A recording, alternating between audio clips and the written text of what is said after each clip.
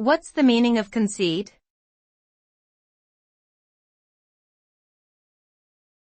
Concede.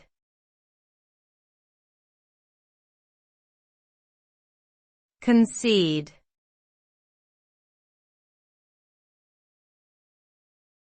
Concede.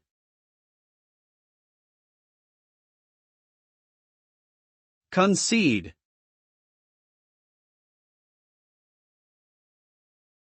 Concede means to yield or admit defeat in a dispute, argument, or competition. It can also mean to grant or acknowledge the truth or validity of something.